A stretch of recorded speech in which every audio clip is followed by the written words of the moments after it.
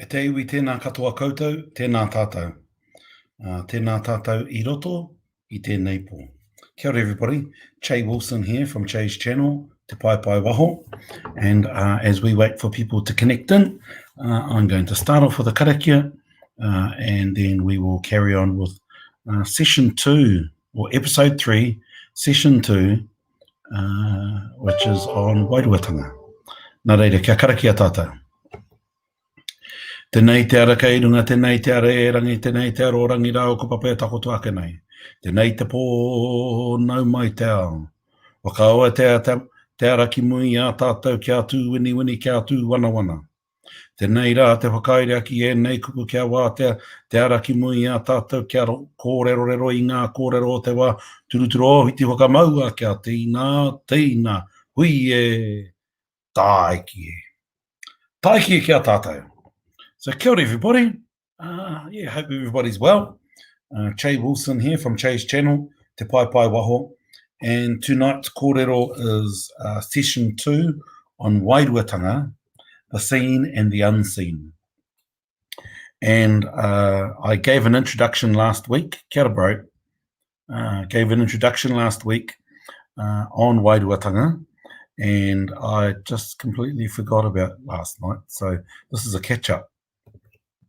And tonight's session is around connection to nature, connection to place, connection to your geography, and how that connects, supports, and can also surprise and startle one's wairua.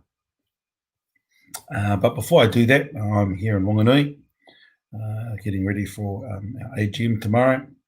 And it's pretty tropical here.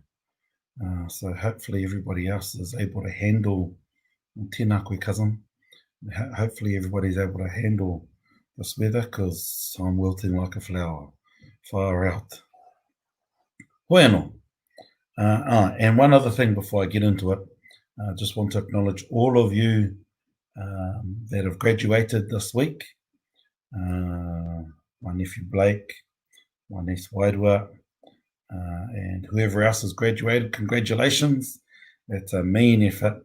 And to all of our tamariki in the junior schools of college that have received awards, as well as our babies at primary schools, etc.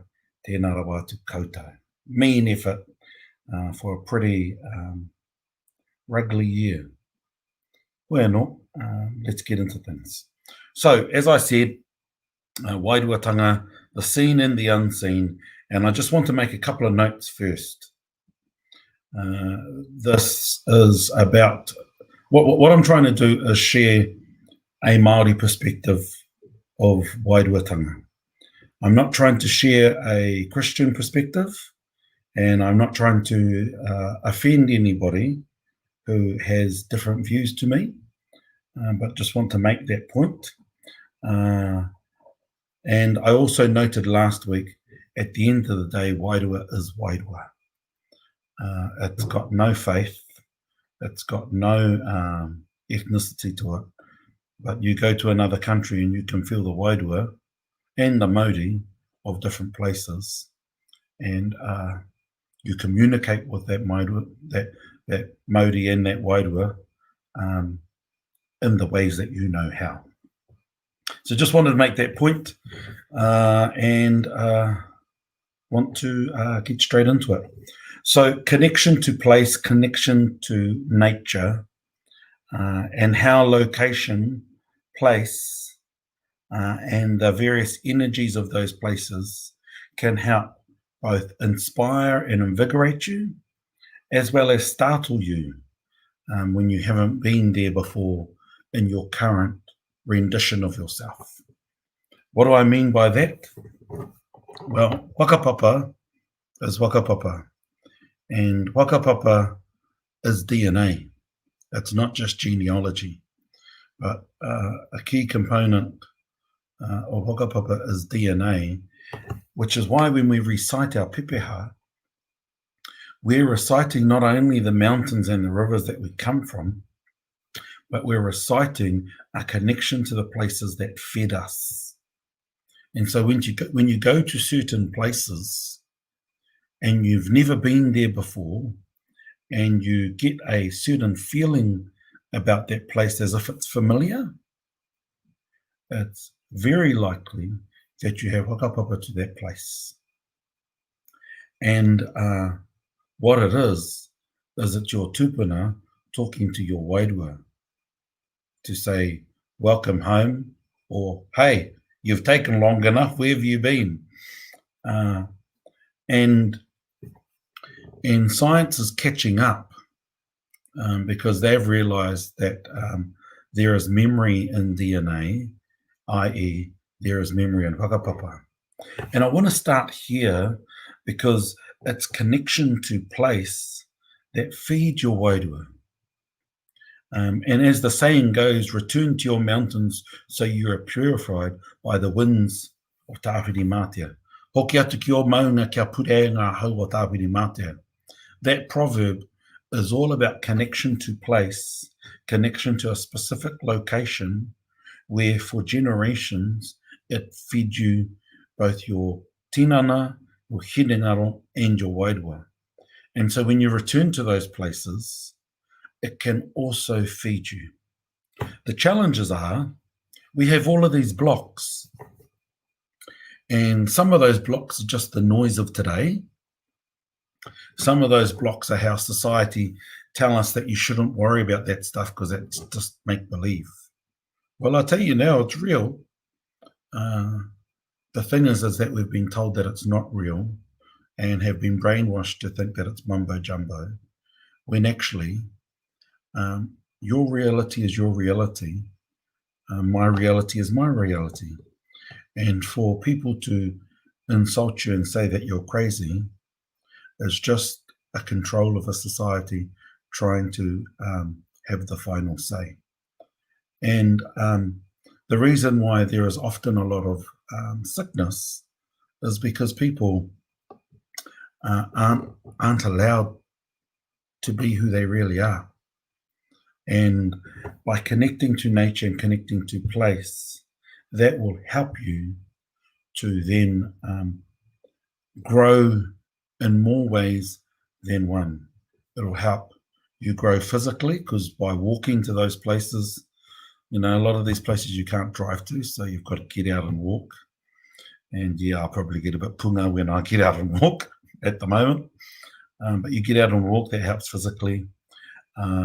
You learn about the history so that you're interacting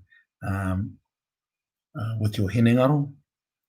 And then as you align your tinana and your hinengaro with the majesty of that space, voila, you're then connecting to your wairua.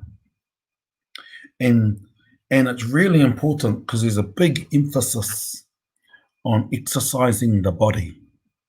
But we should be exercising the three beings, those beings being your tinana, your hinengaro, and your wairua.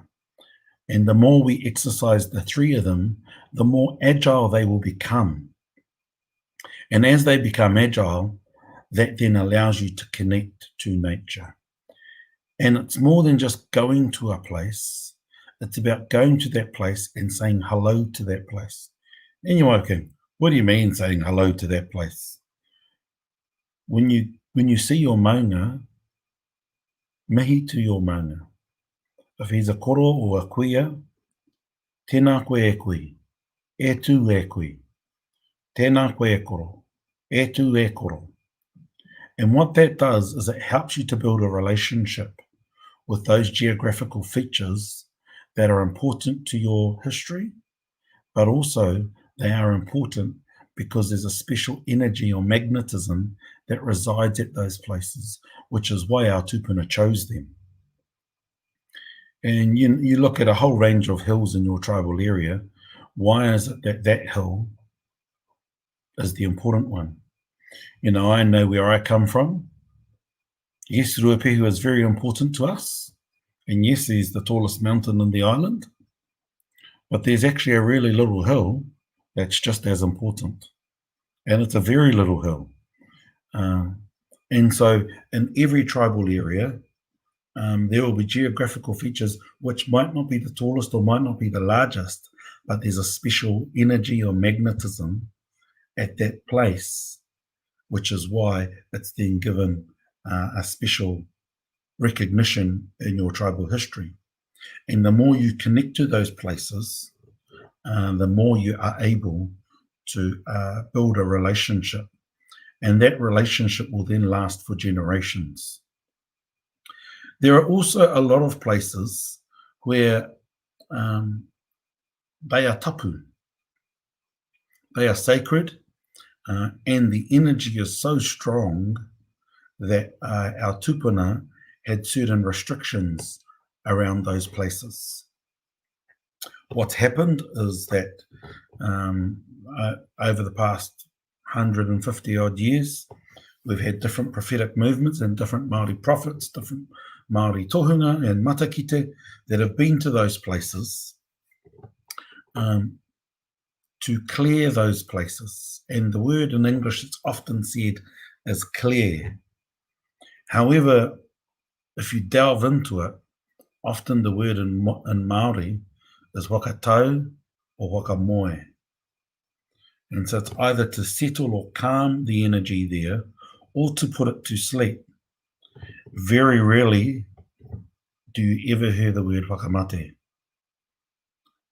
And so they're never fully extinguished or killed, but that energy is quelled, it's calmed, it's put to sleep.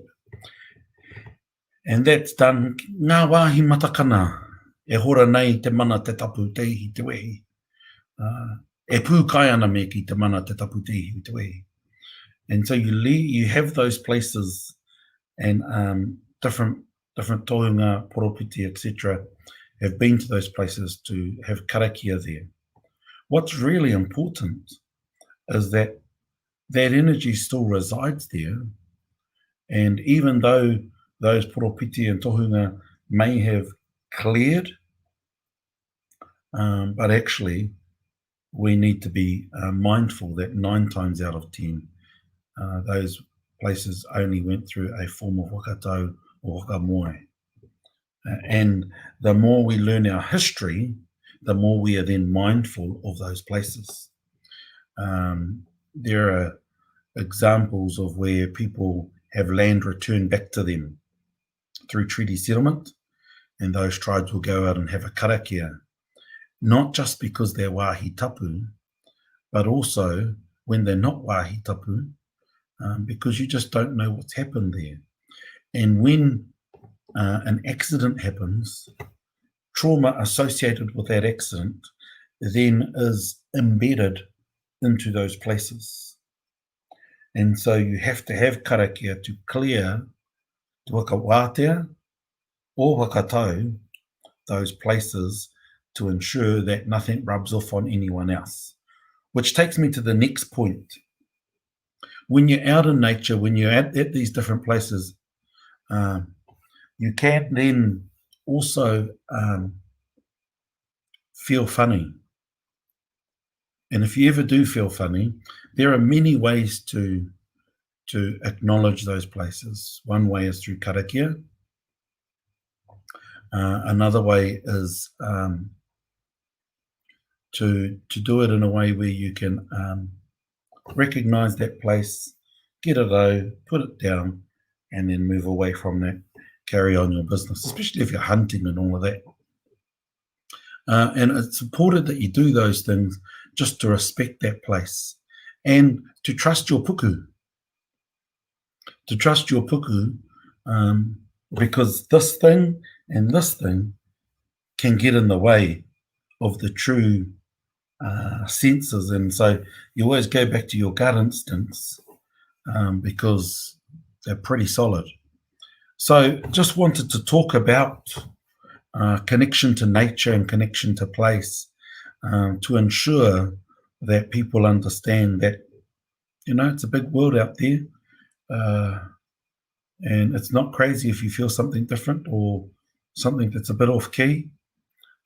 It's probably just your tupuna talking to your wairua to say, hey, kia matara, be careful. Be aware of your surroundings.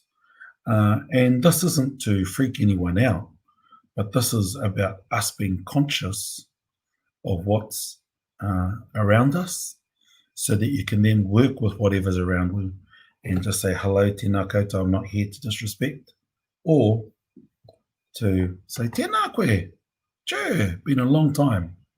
And I say that with the right intent that, you know, you've got to have a conversation and a relationship with our tupuna rather than always it being tapu and heavy. Some people's style it's always serious. My style will depend on the situation and the context. So Kati, just a bit of kōrero to share with you all around this latest session on Wairuatanga, and we'll probably talk a bit more around the impacts of other cultures and other beliefs on Te Ao Māori and some of our origin stories, and then also the future changes that might come. Nā reira, e mihi kauana kia koutou, katoa, stay well, stay safe. It's that funny season, that silly season where people are saying Merry Christmas and all of that. So just be careful on the roads, don't be dumb, and don't drink and drive. Look after yourselves, tēnā koutou, tēnā koutou. Kia whakaere ake ngā kupu ki te tāhuhu nui, orangi nui e tūnei, kia ora te wairua, kia ora te tangata, haumie, hui e, tae kie. Tae kie kia tātou, pō Māori.